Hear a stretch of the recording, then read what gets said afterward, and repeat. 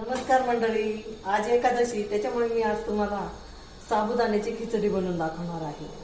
तर आज मी सकाळी हा 2 कप साबुदाणा भिजवायला टाकला होता. त्यात शेंगदाण्याचं कूट, साखर, चवीनुसार साखर आणि चवीनुसार मीठ असं मिक्स करून घेतलेले आपण ठेवलेली आहे. त्यात तेल तापलेलं आहे, त्यात मी जिरं टाकलेलं आहे. जिरं टाकल्यानंतर मी त्यात बटाटा टाकते. आधी सकट घेतलेला आहे कारण त्याची चव छान लागते म्हणून इथे.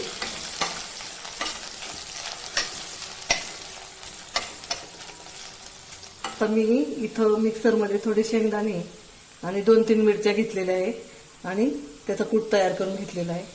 ते पण मी आता थोडं मिक्स करते याच्यात, म्हणजे छान चव लागते. काही काहींना जास्त तिखट आवडत नाही म्हणून आपण तुकडे टाकतो, म्हणजे ज्यांना तिखट खिचडी खायची असेल ते या शेंगदाण्यांमध्ये मिरची बारीक करून टाकायची, म्हणजे छान चव लागते खिचडीची.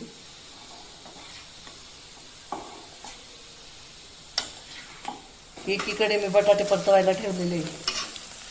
आता छान असे छानपैकी असे ब्राऊन करून कलर येईल इतपत ते परतून घ्यायचे. या साबुदाण्यामध्येच मी चवीनुसार मीठ आणि चवीनुसार साखर टाकलेली आहे. काहींना साखर टाकलेली आवडत नाही, पण मला आवडते म्हणून मी 1 चमचा साखर टाकलेली. तर छान बटाटे शिजलेले हे बघा, ब्राऊन कलर येईपर्यंत. तुपाची पण फोडणी देऊ शकता किंवा तेलाची देऊ शकतात खिचडी करताना. हे बघलेले आणि ते शिजलेले बटाटे हे बघा. आता मी यात साबुदाणा टाकते.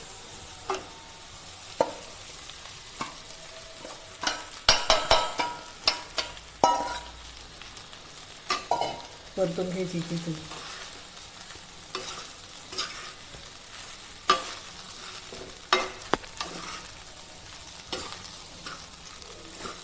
एक 2 मिनिट सारखीशी परतवत राहायची. 1-2 मिनिट परतून झाली की मग मंद गॅस करायचा आणि त्याच्यावर झाकून ठेवून द्यायची. झाली आपली झटपट खिचडी तयार.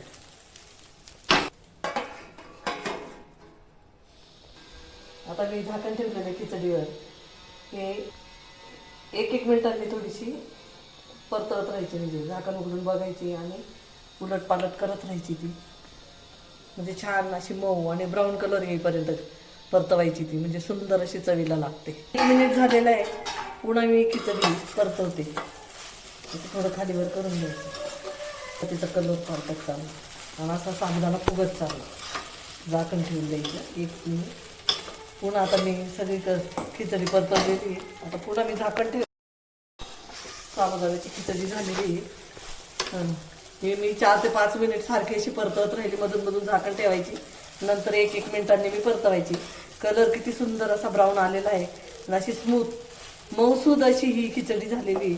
आता हिच्यावर मी छानपैकी कोथिंबीर टाकते. मला आवडते अशी वरून कच्ची कोथिंबीर टाकायची.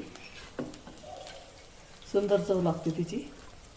मी भरपूर कोथिंबीर टाकते जेणेकरून तिची चव छान लागते.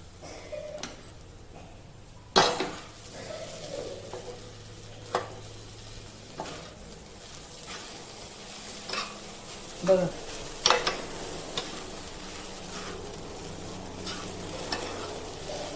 झाली आपली खिचडी तयार. ही गरम गरम खिचडी, त्याबरोबर वेपर्स आणि चकली, खूप सुंदर डिश तयार. या जेवायला.